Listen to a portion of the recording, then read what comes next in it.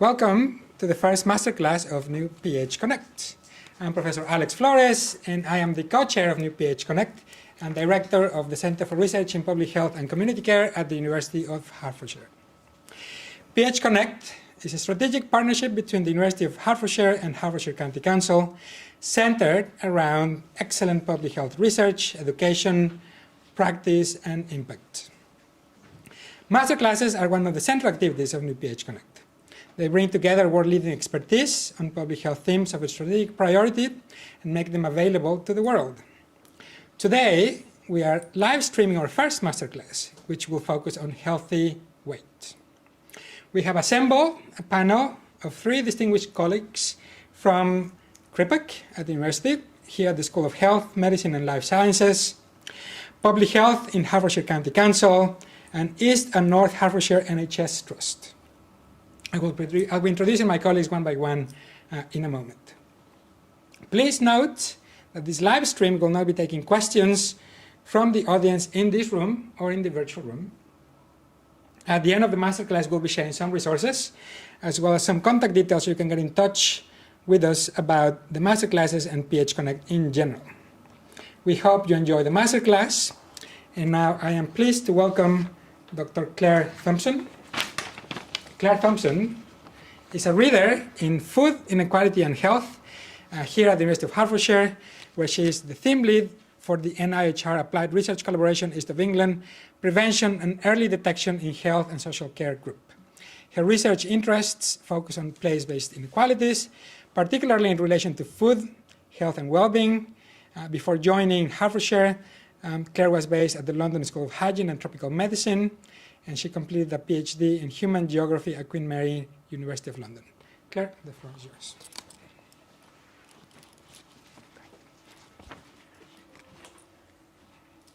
Thank you.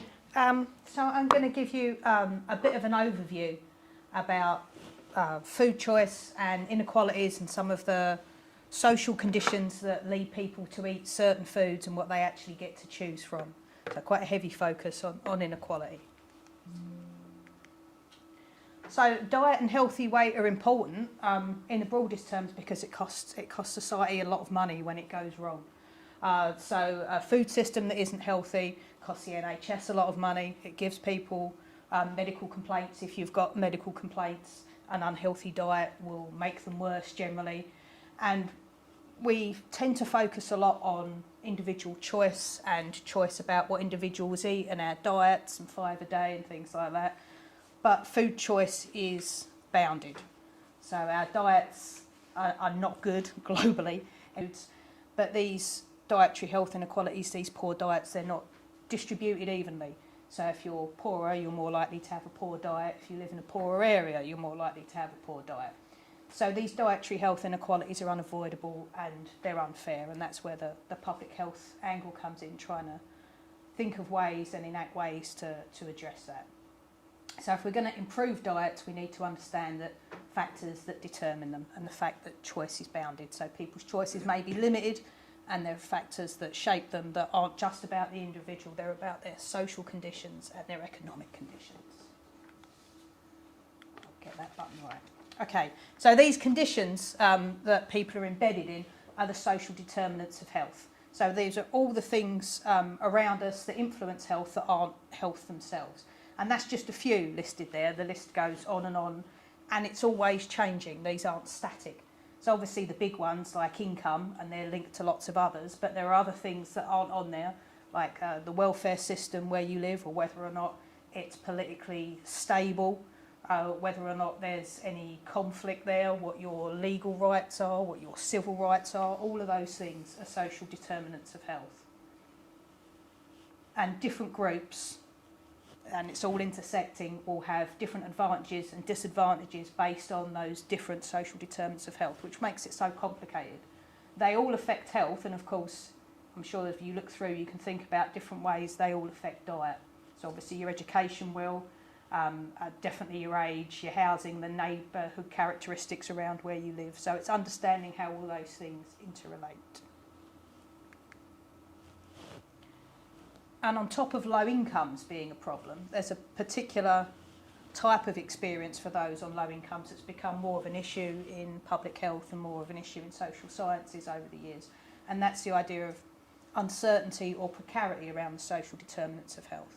So it's difficult to live a healthy life on a low income, but if that low income is then insecure, so that's changeable, you might have some weeks where you have money and some where you don't, which we'll come on to, or you might have lots of sudden unexpected expenses. Those things make it even more difficult. So it's not just exclusion around the social determinants of health, it's that idea of uncertainty. And that's a particular experience of poverty that people have to endure. So the idea of things that are temporary and emergency, like maybe living on benefits or using a food bank or living in temporary accommodation, those things that are designed to be temporary relief become perpetual. You have this like open-ended, don't know how long it's going to go on for, stretching to months and years. And that means you don't always have very much control over your life. You might have to interact with state agencies a lot and fill in various forms to claim benefits or about your immigration status. And this has been described as poverty as a full-time job. So lots of appointments, lots of forms, lots of stress. And over the months and years, this deprioritises self-care. I think anyone who's experienced, even when we have a little bit of uncertainty in our lives, like someone in our household is in hospital for a few weeks or we're moving house, any attempt at healthy eating then can go out the window, can't it? Because you don't know what time you're all going to be back or how long you've got, and everything's packed away. And you can see just for a little snapshot of that how things get unhealthy. If you're dealing with that uncertainty all the time, it's highly likely that your diet is going to be unhealthy. So people have complex and they have overlapping vulnerabilities because they live in these complex systems where their vulnerabilities intersect. Which brings us back to dietary health inequalities. So when we think about intervening in dietary health inequalities and trying to ease some of the burden that poor diet causes, so weight is among that, but if you're on a poor diet, then it can be both overweight and malnutrition. So overweight and underweight can be signs of having a poor diet, and that's initially, not so much now, but they made it very difficult sometimes to spot when someone's experiencing food insecurity because the lack of money can lead them to be overweight. It's very difficult to afford a healthy diet in the context of a lack of healthy food because of rising living costs, and we tend to think about it in terms of the high street and the immediate food environment and trying to intervene there, but it's broader than that. So it will be the food that's available in your workplace, in your schools, immediately near your house, what sort of conditions you've got at home to cook within. So when we think about dietary health inequalities and the food environment and intervening around us, there are lots of places where that can happen. So it becomes the idea of having a suite of responses instead of just one. And this particular type of poverty where there's uncertainty has been described by some authors as like an ongoing game of snakes and ladders. So you might get a few shifts one week, or things are going well, you have a little bit of money, and then the next week you might get a sanction, or if you might not get any money, or something might go wrong indoors or with the car, and then so you're constantly up and down and you've got this instability. And that's corrosive for people to experience, and it's also corrosive on their diet. So if you don't feel as if you've got enough control over your life, especially if you're in something like temporary accommodation and you can be moved, and then your children have to find new schools and you don't know how many hours you'll be working each week, all of these things sort of coalesce to make people vulnerable to poor health and vulnerable to poor diet. So it makes it very, very difficult to plan under these circumstances. So if we just look at maybe three of the social determinants of health, three of the big ones, and look how poverty and insecurity around each of those three maybe affect people's diet and their propensity for healthy weight. So if you've got income uncertainty, which is the most fundamental one, isn't it, because that underpins everything else. So we know there's plenty of evidence that being on a low income is bad for health and it's bad for diet. And we know that broadly foods that are good for you and that are high in nutrients tend to be more expensive, and people on low incomes are at a greater risk of food insecurity. And when you've got chronic financial uncertainty, that makes it worse. So if you're on a low income, but that's fairly stable, so think of experiences of poverty a couple of decades ago maybe, where you might be in council housing that was stable and you might be on benefits that were relatively stable. So you wouldn't be on a high income, but it would be stable. That's gone to a certain extent, hasn't it? Or it's certainly much more precarious than it used to be, and that makes things like meal preparation and meal planning and family meal times very difficult if you're not sure what income you've got, or if you can't put enough money on, you're not going to fill the freezer up because you don't know if the freezer's going to be working next week, things like that. So the impact is that you place greater emphasis sometimes on convenience foods and things with a long shelf life. If you're not sure if you're going to be able to cook them or when you're going to be able to cook them, makes more sense to get quick stuff that you can eat with little notice, or get takeaway food if it's cheap, because children will eat it and they're full, and it's one less thing to worry about.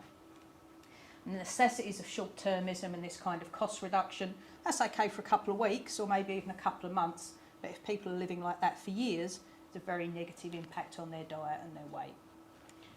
And if you've got income uncertainty in the longer term, that creates these sort of dilemmas that don't have a good choice. You know, that classic one they talk about with food poverty, of choosing between like heating and eating, isn't it? That's the one. So these dilemmas where there's just not a good choice. And this kind of scenario of mothers going out without food to feed their children, and that's called buffering, isn't it? When women kind of try and absorb the food insecurity with a household so that other members are fed.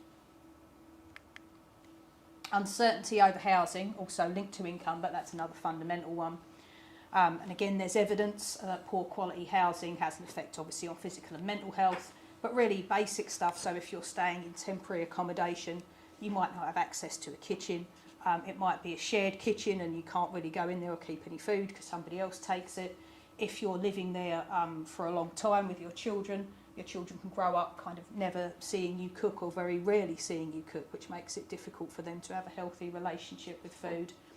If you're being moved around a lot from different types of temporary accommodation, it's very difficult to have them meal routines that parents sometimes try, you know, like you must eat your dinner before a certain time, or you can have dessert if you finish your vegetables. If you're moving around a lot and you haven't got a kitchen, it's really hard to do that stuff. So your attempts to kind of have a healthy diet and regulate things are made more difficult. And also, as we know, leads to a lot of reliance on food banks. If you haven't got adequate housing and you can't cook always, food banks now will do these parcels for people who are in temporary accommodation or shared accommodation, where it might be things like noodles that you can have with hot water or things that just go in a microwave. So they do try, but obviously that's not the answer.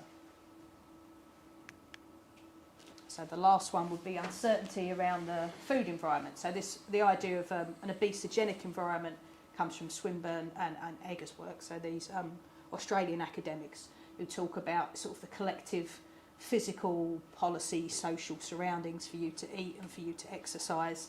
And if they're not good, so if your environment's not very safe, not very walkable, not got much access to healthy food, you would call that an obesogenic environment. So being in it kind of makes you unhealthy, and you have to work very hard or have good resources for that not to impact upon your health. And food environments, unfortunately, they tend to be the spaces where all these sort of uncertainties and poverty play out into bad diets. So if you live in a very low income urban area, you're very likely to be in close proximity to lots of takeaways. We know this because lots of local authorities are trying to implement measures like limiting takeaways around schools and things like that, and changing licences. Like we know this is a problem in urban areas, but then also those establishments pay their rates and the business is likely to be successful, and if you're in a poor area, well, that matters too. So it's difficult to address these things. And if you're on a low income, your food environment can be uncertain and it can be unstable. So you might be surrounded by food, but maybe not all of it's very good quality. Or if you're in a rural area, you might be very far away from a supermarket or somewhere where you can buy nutritious food and you haven't got money for transport. If you live on a housing estate in an urban area, it might be a 20-minute or 30-minute walk to a supermarket, and all you've got on the estate is a convenience store which sells unhealthy food, and if you haven't got the money for transport mobility to get there, you're just going to eat from that one place. And increasingly, our food environment is changing. You know, the growth of food banks, food pantries, larders, donated surplus food, that's characterising and taking up much more space in diets for people on low incomes. We don't really know what that's going to look like as the years go on. So how many more people on a low income, the proportion of their meals, the proportion of their food is going to be made up of surplus food, and what that means for dietary health and for weight. We don't know what all the answers are to that.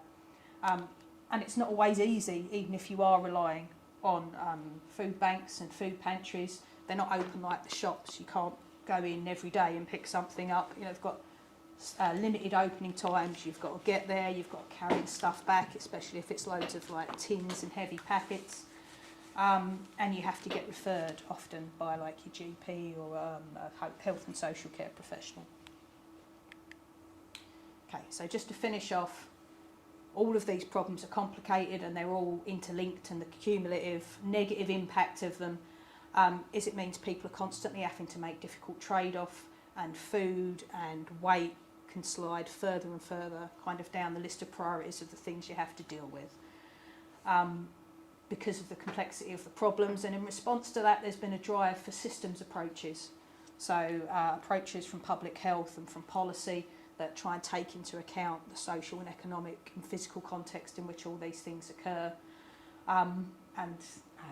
My colleague is going to present in a minute, is going to tell you a little bit more about that, but then the hope is that these approaches can bring together different stakeholders, different institutions, different areas who deal with people in different parts of their lives and try and make those choices a little bit easier for them. Thank you. Thank you.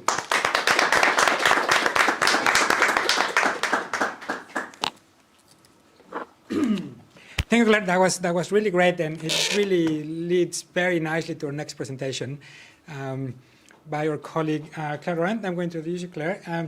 Claire Laurent is consultant in public health at Hertfordshire County Council. She leads the Healthy Places and Communities portfolio in public health. She works in a job share with another consultant, Louise Savory. And Claire's particular focus is the Healthy Places part of the team, including the whole system's healthy weight and diet quality team. Thank you, Claire, for being with us. The floor is yours.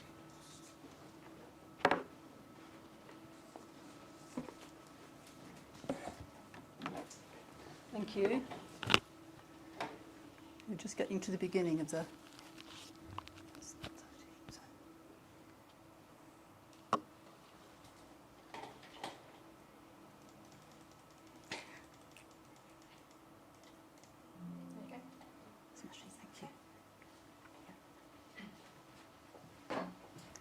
Thank you. Very good to be here this afternoon and to follow on from Claire's very excited talk on health inequalities in relation to diet. So I'm going to talk a bit about the healthy weight in Hertfordshire, the work we're doing in the local authority. And we're very much conscious of saying healthy weight.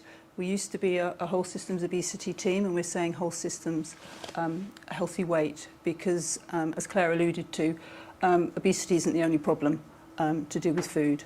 Food insecurity and people not having enough to eat is also particularly an issue, and it's a less pejorative term as well, so quite useful in that respect. So why is healthy weight an important focus? So increasingly over sort of the decades, overweight and obesity has become an issue, and we've also heard how malnutrition is also an issue for those who don't get enough to eat. And it's less really about those people and what they're eating, but about what they have access to. And I think we need to talk a bit about that in this presentation.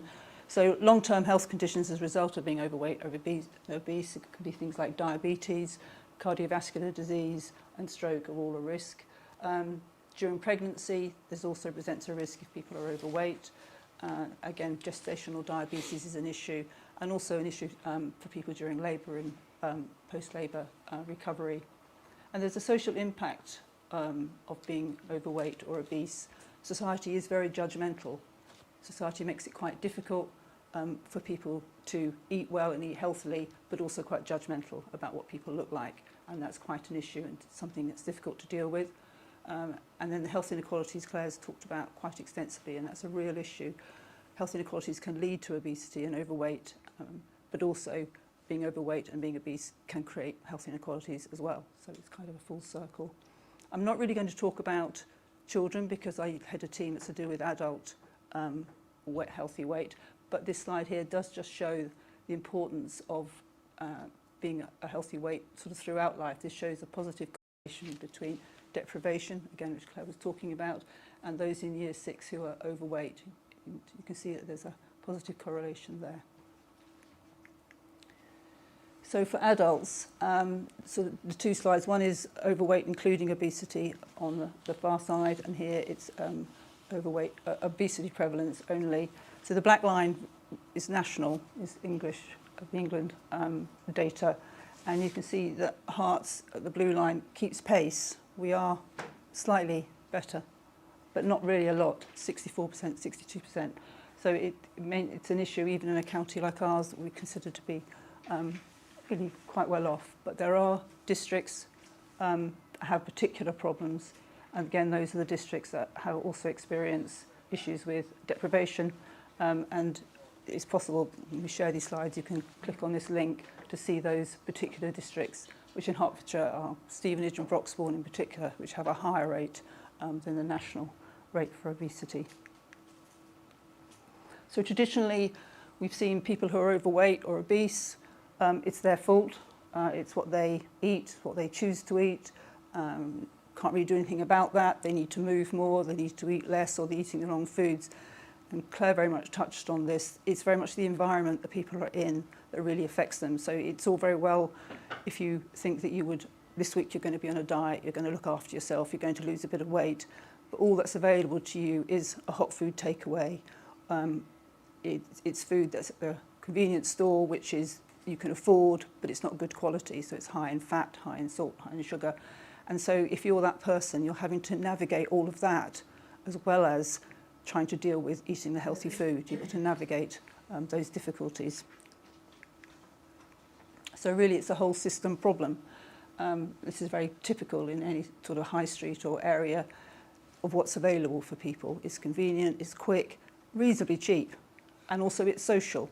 So young teenagers going in here, it's a social place to be, it's easy, and quite often what happens is this isn't necessarily the main meal of the day, it's a snack in between the meals. And so that's where the obesity issue might develop.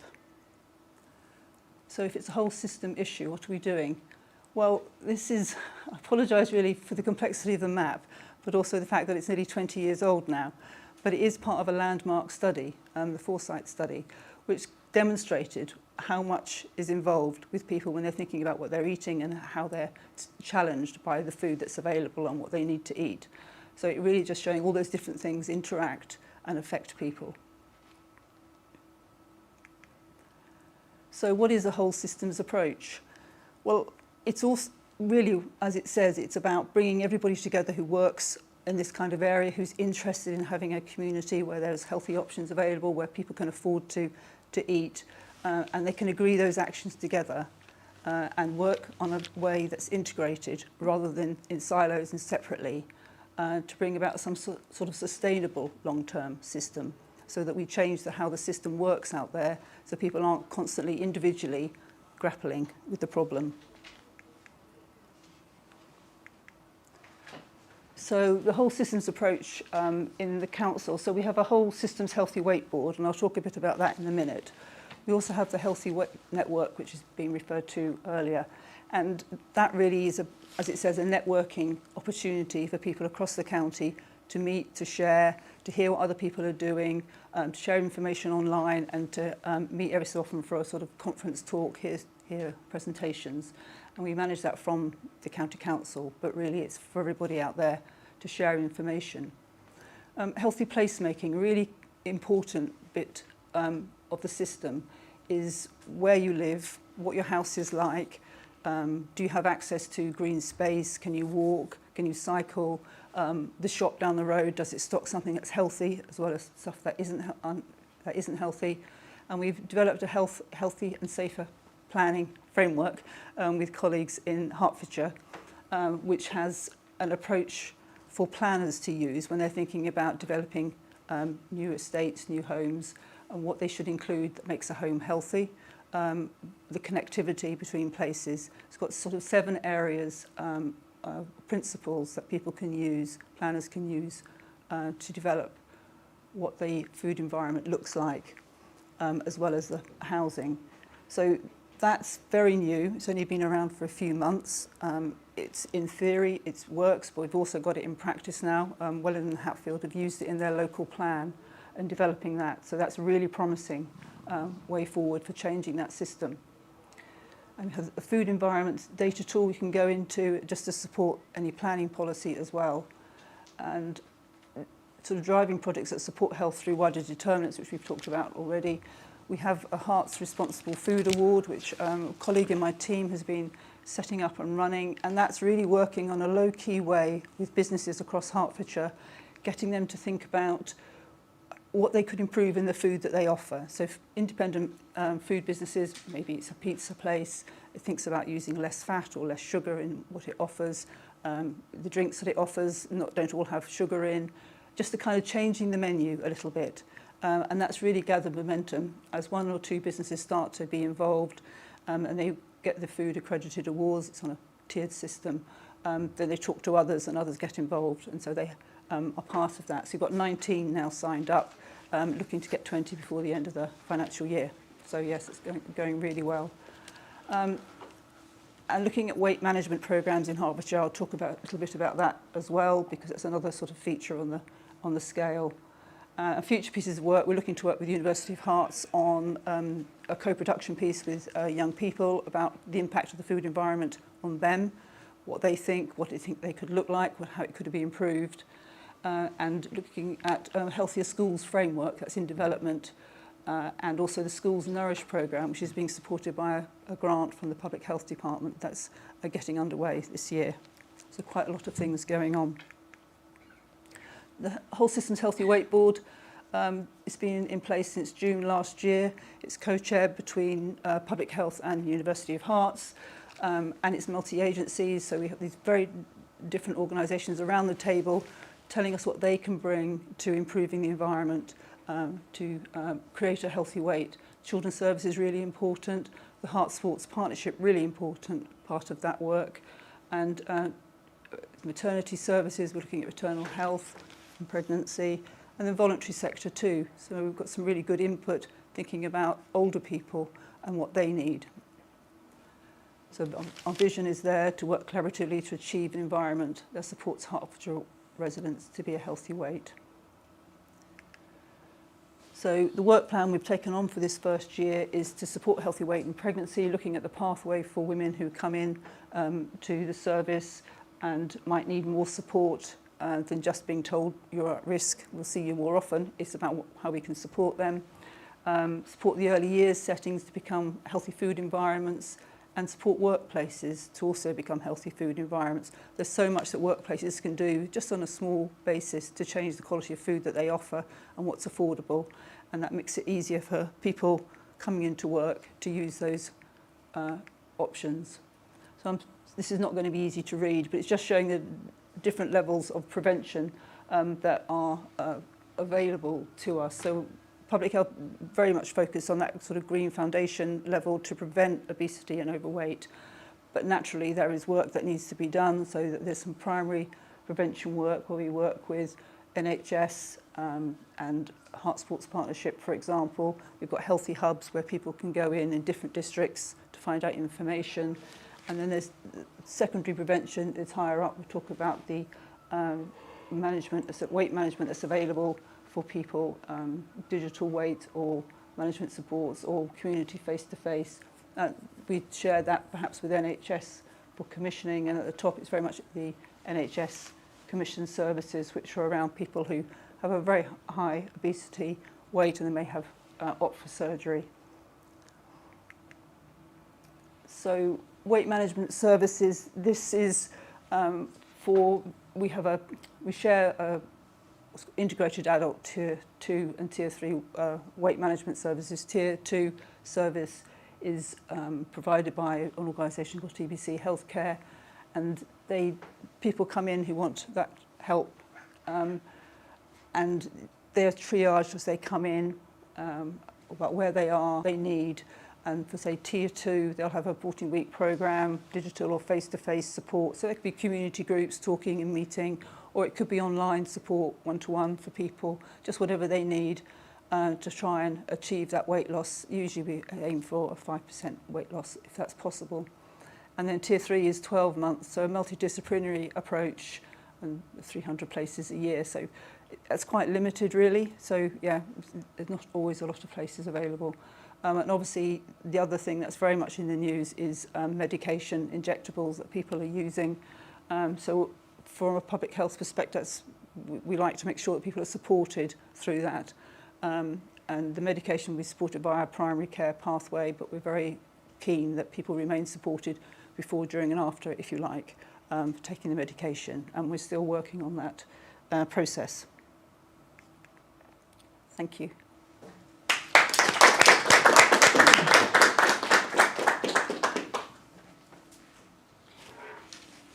Thank you, Laura. That's interesting. Thank you very much.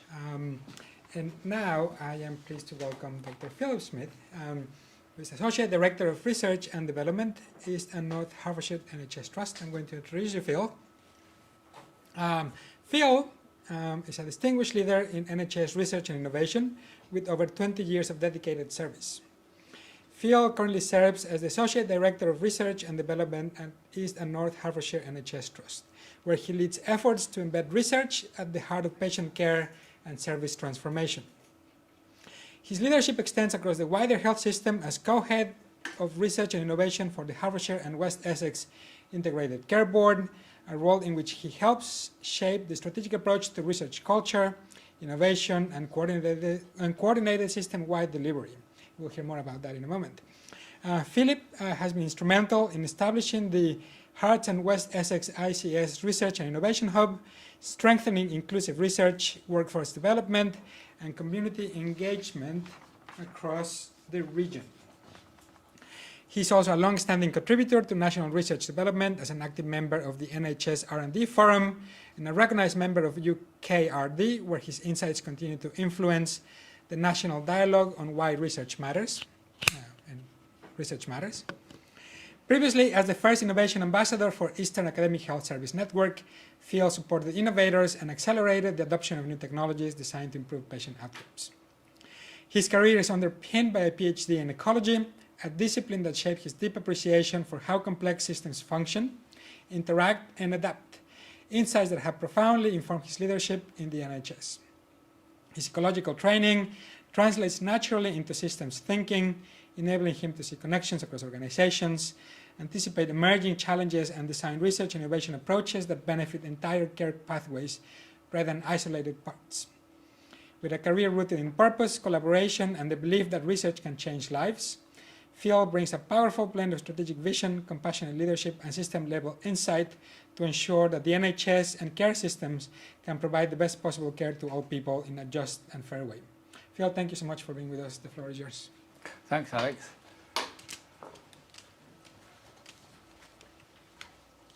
I started to blush then. So, I'm here today to talk about PH Connect and Healthy Weight, and really to galvanise us, if you like, as a group, as a community, to all play our part in addressing not just the issue of healthy weight, but a whole range of public health issues. So I'm here presenting as a co-presenter with Fiona Smith, who's co-head of Research and Innovation, and we've been working with Becky and Sharon, who are in the audience today, for quite some time, trying to make sure that the University of Hertfordshire can work well with and support a whole range of matters across the Hertfordshire and West Essex integrated care system, and that obviously includes the public health component. So, did you know, and the answer is you did not know, but it's a good way to start, did you know that we have a fish at home called Chris Wetty?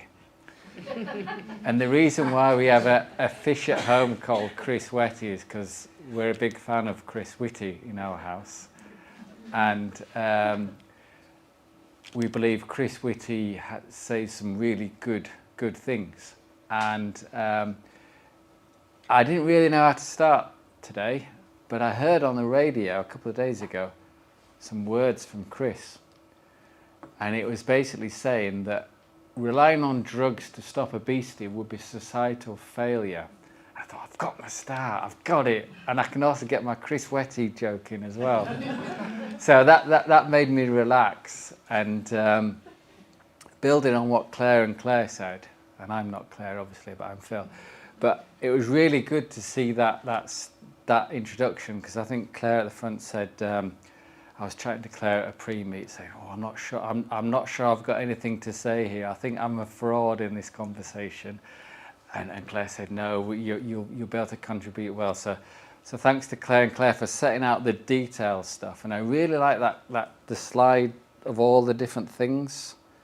You know, the multi-stuff, because I was fairly near the front, and with my new varifocus, I could see most of the detail. But it is complex. But going back to this, so we have fallen a bit behind other countries in Europe, and it is a big problem. 2/3 of UK adults are overweight or obese. I'm actually overweight according to my BMI, but that's a separate discussion. So where and how do I start? So my perspective is I'm an experienced leader in the NHS, mainly around research and innovation, and I'm learning the culture and the craft of public health. And I didn't realise until some time ago, to my shame, that 80% of health is determined by a whole variety of other factors, and the health service tries to treat the 20%. So I'm learning about the craft, and I'm looking at the news, and I'm looking at this, and I'm thinking, what can I add? And I think what I can add are 3 things. I've got to do that without making a rude symbol. That's not rude, is it? 3. Curiosity, collaboration, and compassion. Quite universal, I think. So, curiosity is a foundation of public health, is my first statement. So, when did you first get curious about the wider world? I can tell you my little story, but anybody want to offer anything? Any brave young souls? Any brave souls? Okay, I can remember this. We used to go for a holiday in Yorkshire, and there was a little stream, and I used to play in the stream behind the caravan that we were staying in, and there's all these little water shrimps. I don't know if you've seen the water shrimps, but they like live in little streams. I was just amazed at this other world, and I thought, I know bits about the world, but I'm really curious and interested about the rest of the world. And I guess you've all had that spark somewhere, and that's what keeps you going. And I think curiosity drives public health. It's about what's going on in the world. How can we make a positive influence to the world? You know, I think we're all driven by curiosity. I need some interaction. So who's driven by curiosity? All the researchers are driven by curiosity. Exactly. So there's some details there about, I think curiosity, we're curious about how things work and how to understand. And Claire, you probably did some interviews and stuff for your PhD, didn't you? And you were curious about what it was like for other people, I guess, weren't you? And that curiosity is really powerful. And as Alex said, applied curiosity creates research evidence, and whilst evidence alone can't solve all our problems, it's a useful thing to have.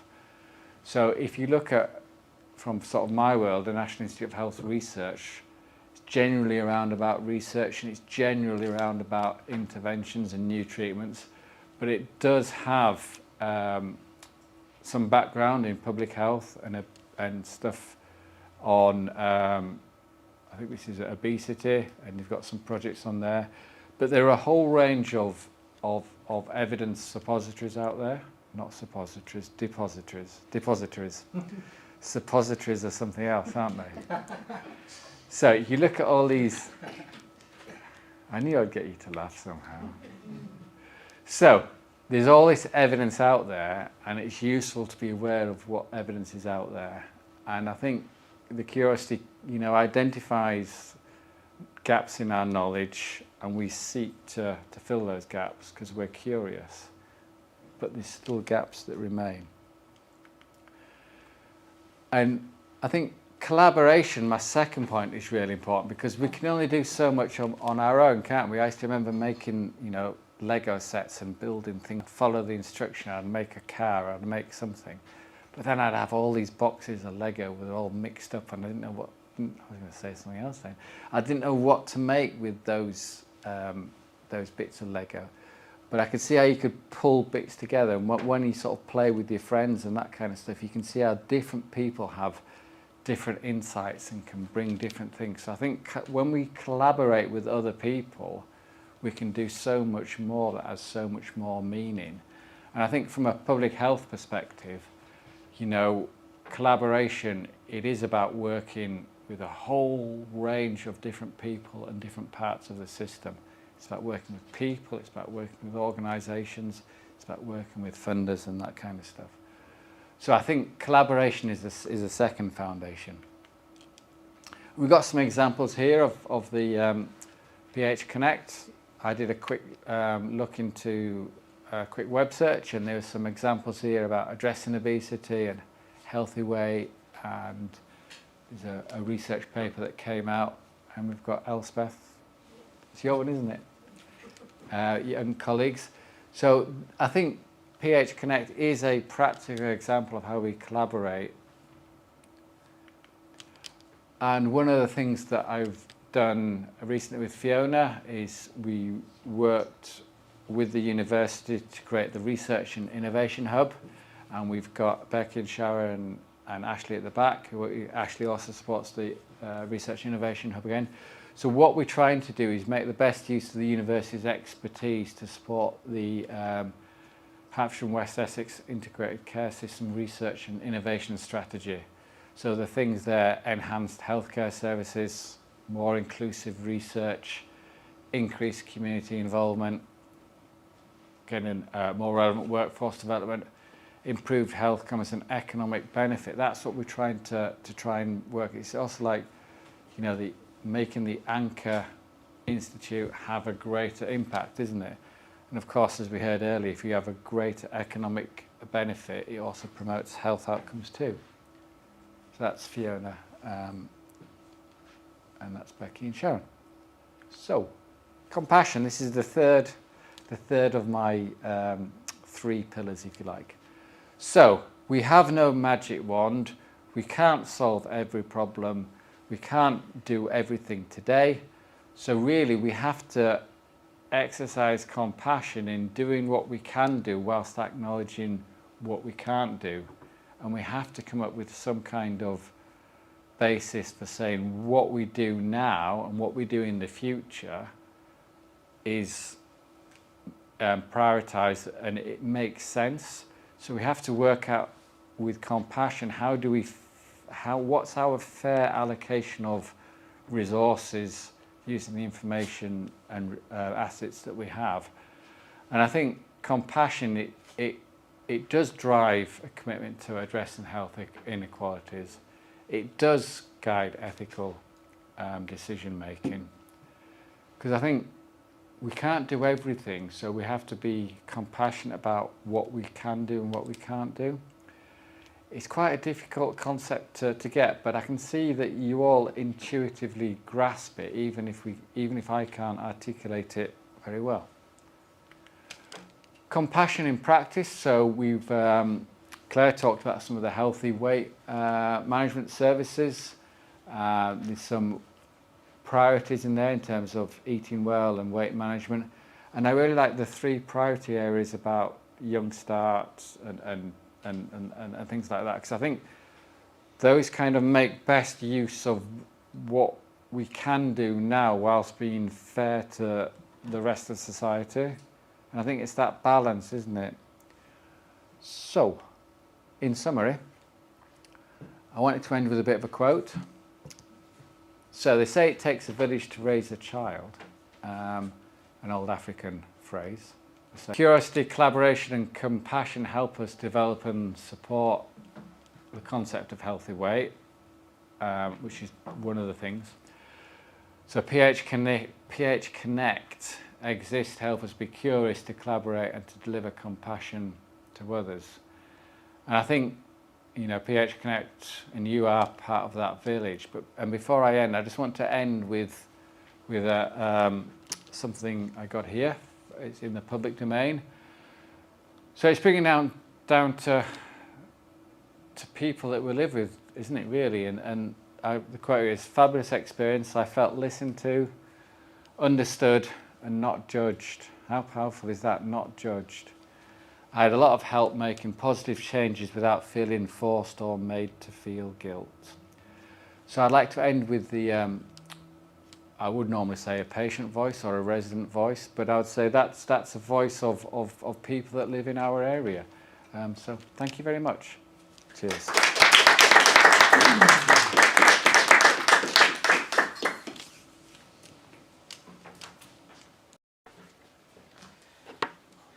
Thank you, Phil. That's really great. I have lots of things to say about that, and now the problem is that I have a few minutes to say a few things. So, but I'll try to keep it short. I mean, from the curiosity part, right, and that leads to the question, which is really essential, to the compassion and the kindness. These are essential not just for research in general, but you know, like for practice and specifically for these issues that we are discussing of healthy. Of healthy weight, and to some extent, this refers to what Claire was saying of how people feel or what they are perceived by others, and maybe if we were kinder to each other, right? We would behave differently. But perhaps going back to Claire Rand's presentation, and the whole systems approach, it really sort of like reminded me of my other half, not my other half, but this other half, which is an economist. I'm half an economist, and the other half is something else. And I was thinking of all my macroeconomics classes, and it's all about the individual, right? And individual firms and making optimal decisions. But the lesson from here is that this is not about the individual, right? It's about the environment, the system that surrounds the individual, that constrains the decisions, that limits the information and our interactions with each other.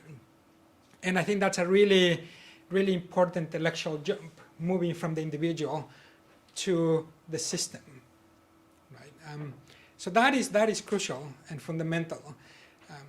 But going beyond that, I think there has to be a recognition for the stakeholders in the system who drive the whole systems approach. Because we can say it's going to be a whole systems approach, but then who's going to actually do that? Who's going to organize it? And I'm really glad that both the County Council and the NHS are here, because it is you who actually do this kind of stuff, who bring the stakeholders together, who invite the academics, who talk to the system and to deliver something specific. And that is very, very, very hard. It's very easy to say we're going to work together, but actually getting people to work together is really difficult. So I think the County Council and the NHS and our partners need to be commended for that huge effort in bringing us together. Right? And to some extent, that speaks also to academics. Right? And sometimes we are seen as these characters who are in an ivory tower reading books and writing things that nobody reads. Right? But that's not the case. I think we have learned, especially in public health, that what we do needs to be informed by others, not just members of the public, but practitioners, and we co-design and we collaborate and we deliver things together. Right? And that's really essential in public health research, and I think really important for the university, for the School of Health and Medicine and Life Sciences, and for CRIPAC as well. And again, that speaks to what Phil is saying about collaboration, right? We need to do things together. So I guess the call to action is having that understanding of the system, but also want to be part of that system and giving up a little bit of our time to participate, right, in cultural partnerships, in whole systems approaches to food, about economic growth and deprivation and crime, and really be part of that, because without all of us as individuals, the system doesn't really work. And having said that, I'm going to present some resources here in the next slide. We will try to make this available in our website and through our social media channels, because I know that you guys up there cannot really click on here, and even if I do this, it wouldn't really work, right? But I will make it available for you. There is some really interesting research by Claire and company, but also resources from the County Council and national resources as well that are really, really important. So we'll make those ones available to everyone. And I'm just looking at the time, so I think the plan for now is going to, in a moment, say thank you to our live stream audience for being with us. We'll close the live stream, and then we can perhaps have some questions here in the room, because we still have a little bit of time. So, so if you can help me with a big round of applause to our presenters, because I'm having this and I cannot really clap. Thank you, Claire, and Phil, and to our partners in the County Council and the NHS, and my colleagues in the university and the school. Thank you so much for being here. Thank you for everyone who is online watching us. It's really good to see you, and we'll be in touch again with PH Connect. Here is an address that you can send us an email to, and you will hear from us. And thank you again for everyone, and to everyone for being here.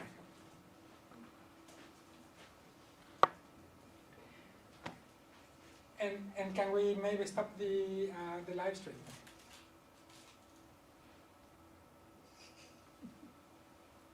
I can say hi to everyone there in the meantime. Sorry, it's got like a few seconds delay.